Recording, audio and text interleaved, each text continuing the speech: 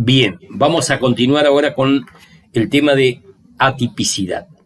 Ya vimos la atipicidad objetiva, sistemática, tipicidad objetiva conglobada, vimos la tipicidad subjetiva. Ahora vamos a ver entonces la cara negativa, ¿no? Así como hay una tipicidad sistemática, existe una atipicidad sistemática. Así como hay una atipicidad subjetiva, existe una atipicidad subjetiva. Y así como existe una tipicidad conglobada, vamos a ver los casos de atipicidad conglobada. Vamos a comenzar por los casos de atipicidad conglobada.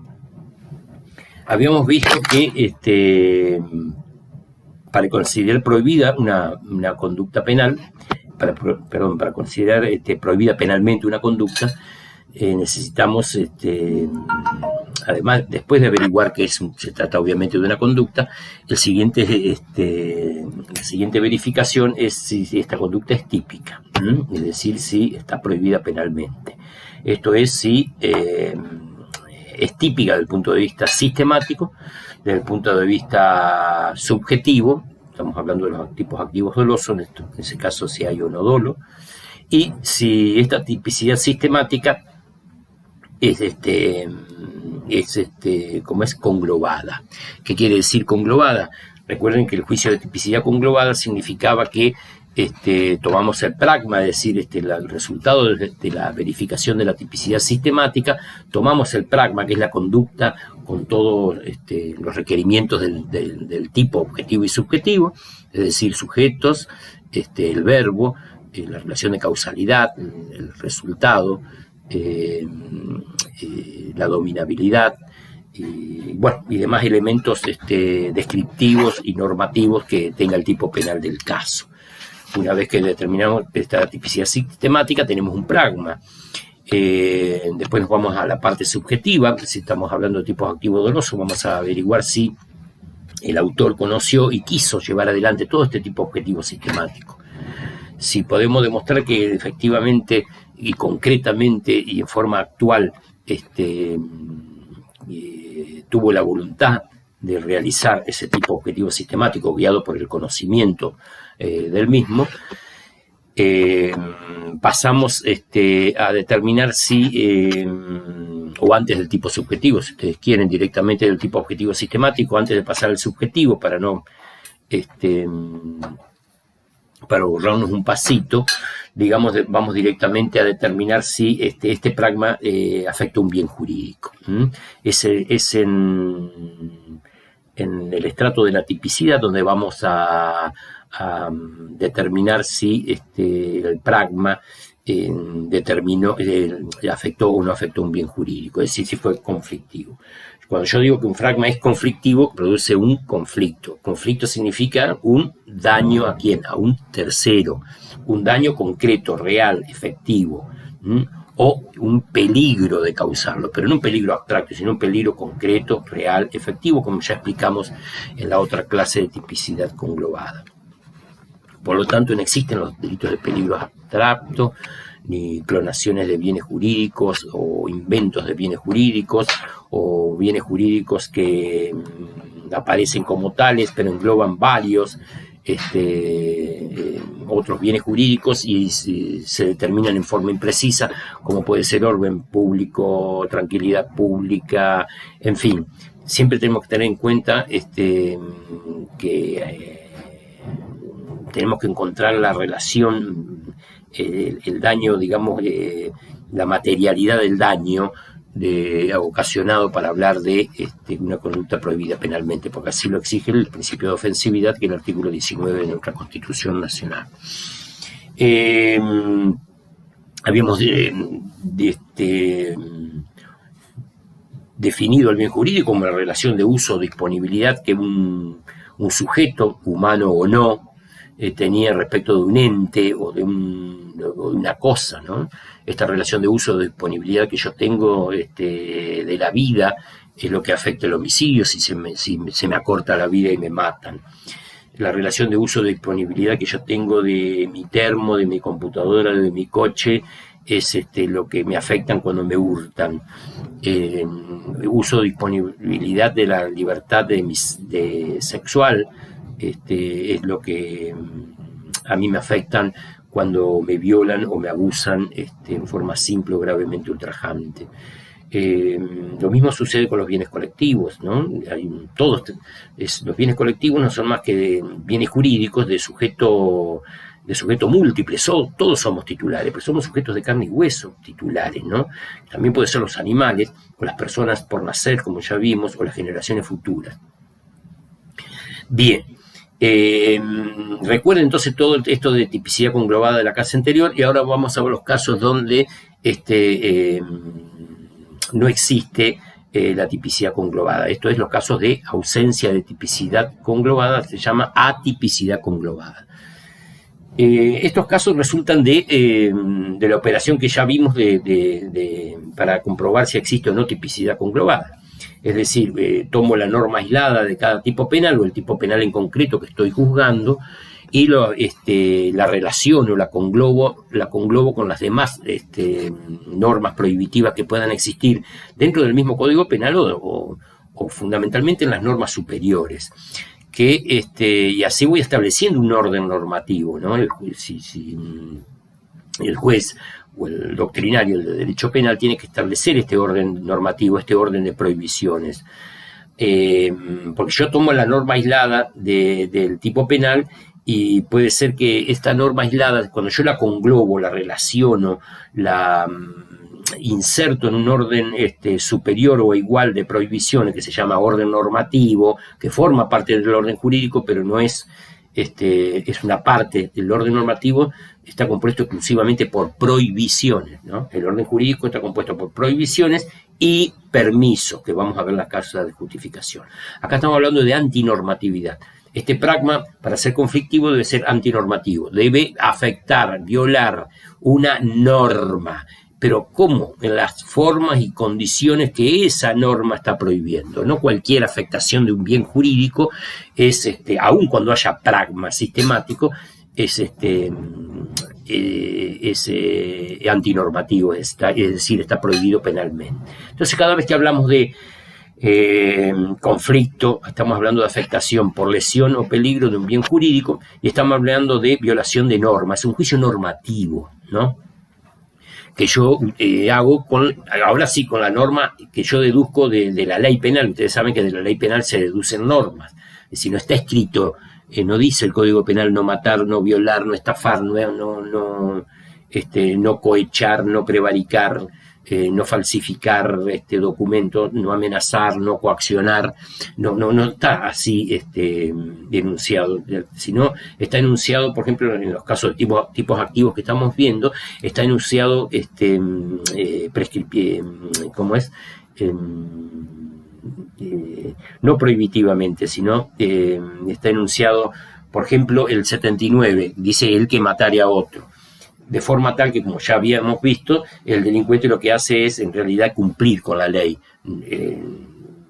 valga la aparente paradoja, puesta de manifiesto por Windig, un autor alemán del principio del siglo XIX. El delincuente en realidad cumple con la ley penal, lo que viola es la norma que deducimos de ese tipo penal. Bien, para determinar entonces si una tipicidad está, en los casos de atipicidad conglobante, vamos a ver que hay casos cuando yo saco a pasear esta norma aislada, lo inserto, la conglobo, la relaciono con otras normas prohibitivas, es fundamentalmente con otras normas que neutralizan esa prohibición, la recortan, la limitan. Por ejemplo, estos son los casos de atipicidad conglobada. Es decir, los casos de atipicidad conglobada no son más que casos donde existe el pragma sistemático, pero no hay violación de norma, digamos, el alcance prohibitivo de la norma aislada. No está violada esa norma en la forma y condiciones que esa norma estaba prohibiendo. Por ejemplo, los casos de atipicidad conglobada, el primer caso que ya hoy es el caso de insignificancia. Es decir, hay afectación, el pragma puede afectar un bien jurídico, pero conforme a las exigencias de los principios elementales del derecho penal, debe hacerlo de determinada forma, ¿no?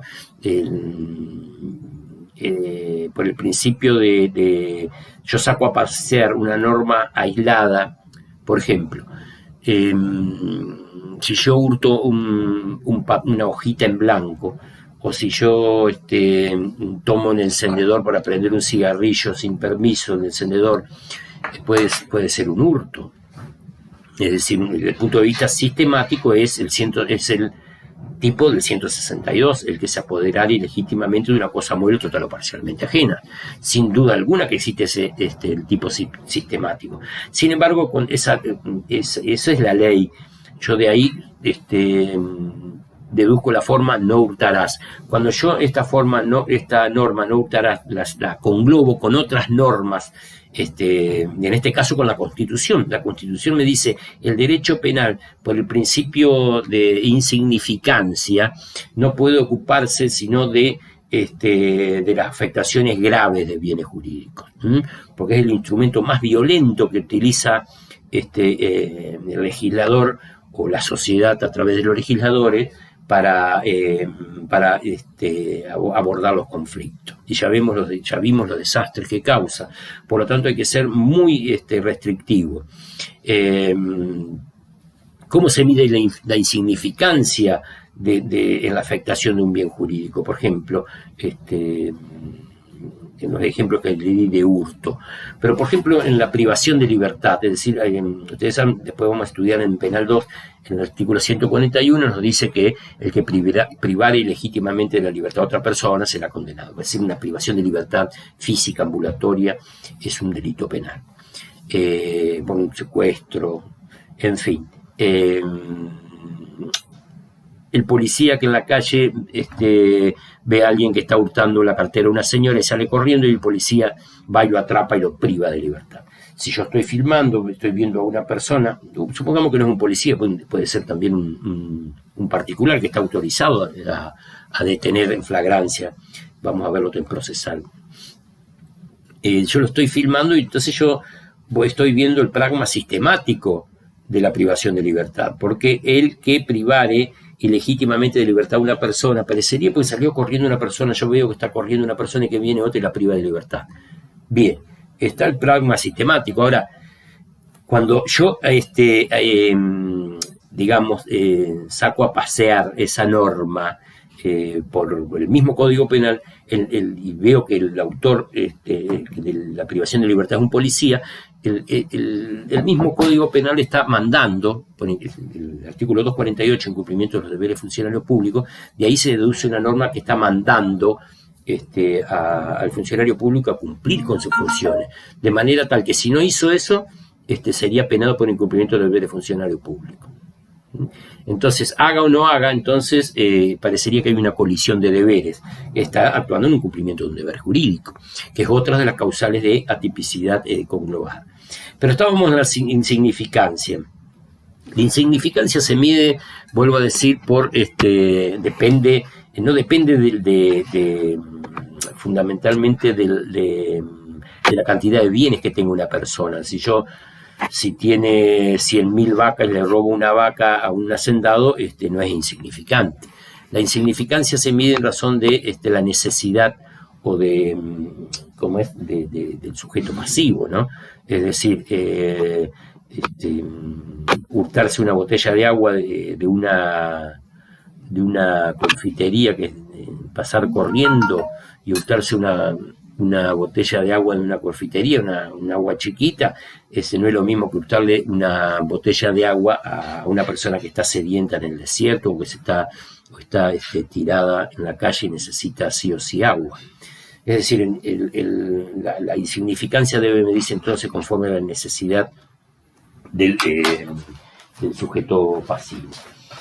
Este principio de ignorancia, antes Zaffaroni lo trataba como casos de atipicidad conglobante o conglobada, es decir, como casos donde no puede considerarse una afectación grave de un bien jurídico, por lo tanto no hay un conflicto, ¿no? Ahora ya lo trata como un principio constitucional, un mandato derivado ¿cómo es? Del mandato elemental de respeto a los derechos humanos. Es decir, sería absolutamente desproporcionado que el poder penal intervenga en los casos de insignificancia, ¿no? Muchos casos de bienes jurídicos que están irremediablemente perdidos también son casos de insignificancia. Es decir, yo me apodero de un kayak y subo 3 o 4 metros y ando en el kayak me lo apodero y me bajo y lo dejo al kayak que siga en una pendiente que irremediablemente se le iba a llevar antes de que yo lo tome. Es decir, el bien jurídico kayak, digamos que no es el kayak, en relación de uso o disponibilidad que el dueño tenía de ese kayak, ese bien jurídico estaba irremediablemente perdido. Por lo tanto, en los casos de cursos causales hipotéticos, también son casos de insignificancia, como dice Zaffaroni. Por ejemplo, cuando mato a un animal que iba a ser sacrificado por la autoridad como es, sanitaria de la municipalidad, ¿no? Porque estaba rabioso, yo vengo y lo mato antes, porque me da lástima, yo soy el dueño, o un amigo mío, o un tercero, inclusive si no sabe, ese bien jurídico, esa cosa que es el objeto del bien jurídico en relación de uso o disponibilidad de ese perro, estaría irremediablemente perdido. Aunque el ejemplo que le estoy dando, ojo, se los doy de gusto porque ustedes tienen que tener en cuenta que si habíamos dicho que el titular de los bienes jurídicos también son los animales hoy, ¿por qué no cuidar la vida de los animales como cuidamos la del ser humano? Porque los seres humanos, podemos decir lo mismo de los bienes humanos, del bien jurídico vida, porque podemos decir, este bien jurídico está irremediablemente perdido, por ejemplo, que tiene SIDA, tiene cáncer, tiene... entonces yo voy y lo mato, aprovecho, es un enemigo mío, y voy y lo mato y le digo, no, después se descubre que tenía cáncer, y bueno, era un bien jurídico irremediablemente perdido, ¿cómo me van a condenar por algo que necesariamente iba a desaparecer? Sin embargo, la vida humana, si bien es la más disponible de todas, existen recaudos para, determinados recaudos adopta la ley para considerar que otro pueda disponer de mi vida, ¿no? Aún en los casos de homicidio por piedad, no, yo puedo matar a un hijo, por ejemplo, porque está sufriendo horrores, una enfermedad terminal y no aguanto más y se va a morir. Es homicidio piadoso. Sigue siendo un homicidio, lamentablemente, pero podés ponerle después emoción violenta, podés perforar los mínimos, pero sigue siendo un homicidio, salvo los casos de eutanasia, ¿no? En los casos de eutanasia donde está todo regulado, que tiene que tratarse de una enfermedad terminal, donde no tenga cura, donde el niño o el sujeto pasivo de la muerte esté irremediablemente, como sujeto a dolores físicos y psíquicos muy dolorosos e interminables. Es decir, toda la regulación de la eutanasia, que lo vamos a ver en Penal 2. Lo que quiero significar es que con este principio de insignificancia es un principio general, es un principio constitucional que exige una determinada afectación de los bienes jurídicos significante, no cualquier mínima afectación de bienes jurídicos, porque como decía ya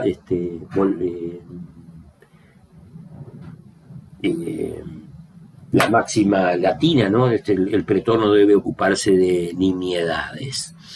Bien, entonces el primer caso es de insignificancia, el primer caso de atipicidad conglobante. Yo tomo la norma aislada, no hurtar, y veo que se dio el pragma sistemático de alguien que hurtó una hoja en blanco, o que hurtó un encendedor para fumar, o que me hurtó el kayak por 2 segundos, pero iba a estar irremediablemente perdido el kayak porque había una tormenta y y el río era muy caudaloso, O cuando yo privo de libertad a una persona, por ejemplo, un colectivero que le tiene rabia, viene, es hincha de River, por ejemplo. Ustedes saben cómo son los hinchas de River.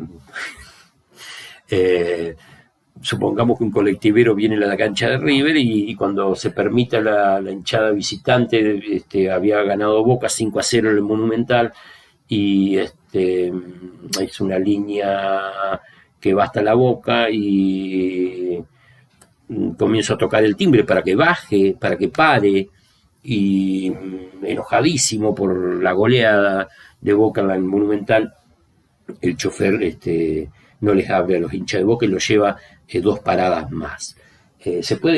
Hay una afectación a la libertad física o ambulatoria. Hay un tipo objetivo sistemático del 141 porque privé de libertad, pero el uso o disponibilidad fue insignificante. Digamos, la afectación de la libertad física o locomotiva por 2 cuadras es absolutamente insignificante. Y así tenemos varios casos, ¿no? Una simple bofetada, por ejemplo, no puede ser... El delito de lesiones leve, artículo 89 del Código Penal, me dice que el que causar un daño en el cuerpo o la salud a otro será penado. Bueno, hay una discusión, algo le puede pegar una bofetada a alguien y le causé un daño en el cuerpo o la salud, algún sujeto activo, sujeto pasivo, relación de causalidad, resultado, dominabilidad.